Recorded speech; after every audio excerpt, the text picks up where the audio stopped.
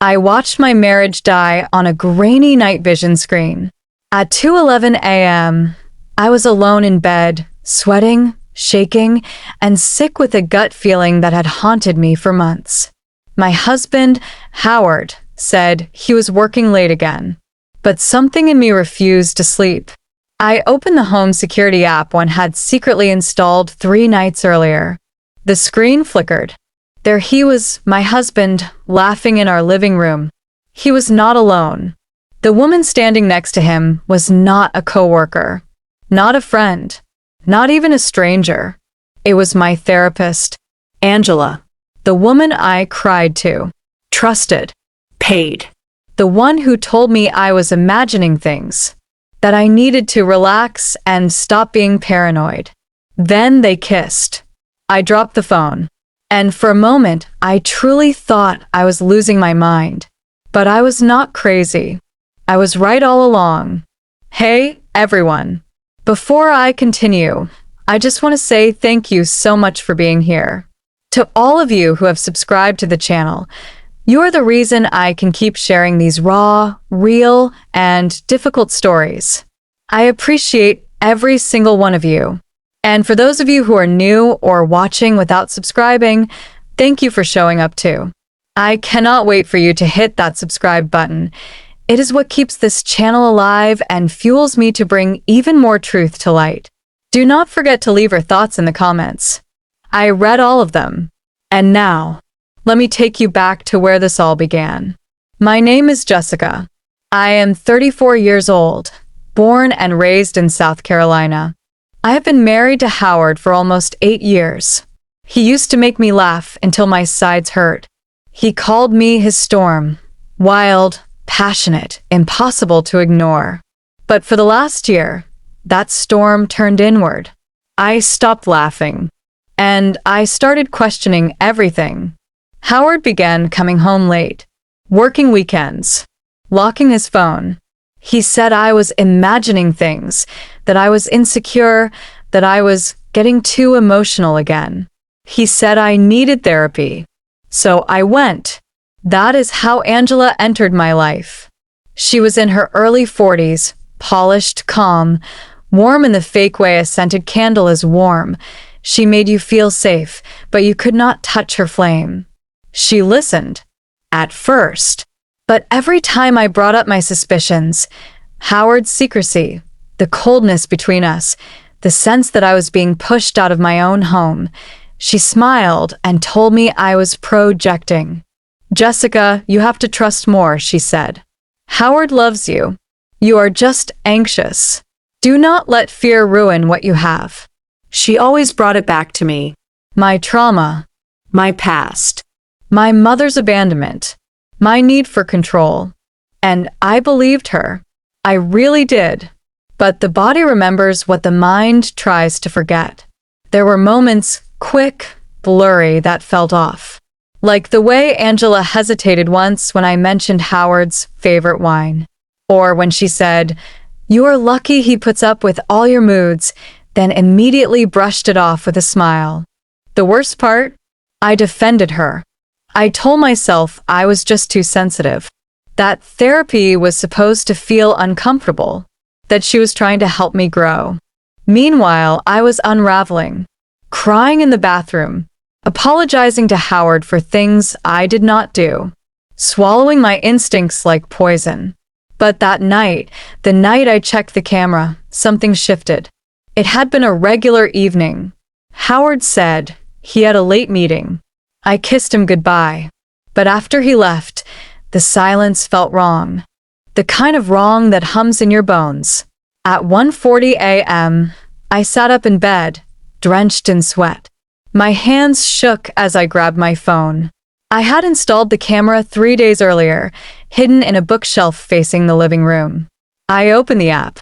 There he was, my husband, smiling, pouring wine. And across from him, Angela, barefoot, relaxed, looking like she lived here. Then I saw them kiss. My whole world tipped sideways. But what they did not know was that I had the entire thing recorded. And what I planned to do with that footage would change everything. I replayed the footage 17 times. Every blink, every step, every smirk. I needed to be sure that I was not hallucinating. That it really was Angela, my therapist, sitting barefoot on my couch like it was her home. That it really was Howard, my husband, cupping her face like he used to cup mine. He poured her wine from the bottle I had gifted him on our anniversary.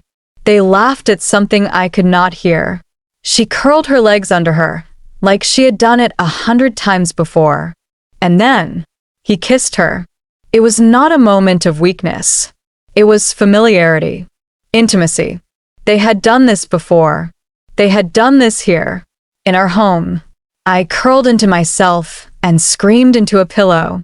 My throat ached, my chest caved in, and my soul split in two. I had gone to Angela to save my marriage. She had been helping him destroy it. And worst of all, she used my own words against me. My fears. My pain. My trust. Angela had listened to me weep about my suspicions, then walked out of her office and into my husband's arms, all while gaslighting me into believing I was the problem. Every therapy session was a masterclass in manipulation. She made me doubt my memory, my instincts, my sanity. Now I saw it clearly. All the subtle digs, the redirections, the way she always steered me away from suspicion. That time I said Howard came home smelling different, and she smiled and said, "That is your trauma talking." It was not trauma. It was truth. And she knew it. I did not cry again after that night. Something inside me had died. But something else, something harder, took its place. Revenge did not come instantly. I played it smart, quiet. I acted normal. I still went to therapy. I smiled when Angela greeted me. I pretended not to notice the way she stopped pushing me to trust Howard and started urging me to reconnect with my body, whatever that meant. I nodded, took notes, and recorded every session on my phone. Meanwhile, I was collecting evidence. Camera footage, texts, notes from therapy, payment records, GPS pings from Howard's phone. I even dug into Angela's license number and clinic registration. Then I found something explosive. Angela was not just my therapist. She was also Howard's business consultant on a startup he was launching. She had signed into his project account under a fake last name. That was all I needed. I submitted an anonymous complaint to the state licensing board with video clips and documentation. I did not even need to include the affair. The dual relationship alone was a massive ethics violation. But the footage? That was the nail in her professional coffin. I watched her name disappear from the clinic website 2 weeks later. On leave for personal reasons. Howard never mentioned it. I kept smiling. I knew he would slip soon. That he would try to pull something, a dinner, a date, a lie. And when he did, I would be ready. Because I was not going to leave in silence. I was going to burn it all down, publicly. And they would never forget the day they underestimated the woman they thought was broken. I planned everything down to the last fork on the table. Howard's birthday was approaching. Every year, we hosted a small dinner at a charming local restaurant. White tablecloths, string lights, his favorite Cabernet on the menu. I told him I wanted to keep the tradition alive. He smiled and said he was glad I was trying again. Trying. He had no idea. I invited everyone. His parents, his sister, 2 of his closest friends from work, even his mentor from the Chamber of Commerce. They all showed up, dressed up, smiling. I was the perfect wife. Sweet, warm, composed. Until the cake arrived. I stood up and raised my glass. Before we cut the cake, I want to share something, I said, smiling as my heart pounded like a war drum. Howard looked surprised, but he nodded. Go ahead, babe. I clicked the remote in my hand, aimed it at the portable screen I had arranged with the restaurant ahead of time. The screen lit up. A video began to play. The room went silent. It was a night vision clip, time-stamped, clear enough to recognize faces. Howard, Angela, laughing, drinking, kissing, gasps. A fork clattered to the ground. Angela's voice echoed in the room. You are lucky she is so emotional. She will never see this coming. Howard's face turned to stone. I let the footage run just long enough to erase every doubt. Then I turned it off, looked straight at him, and said, I may be emotional, Howard, but I am not blind. He stood up fast, eyes darting around the room, trying to say something, anything, but no words came. His mother covered her mouth in shock. His friend muttered, Dude, what the hell? I walked out of that restaurant without shedding a single tear.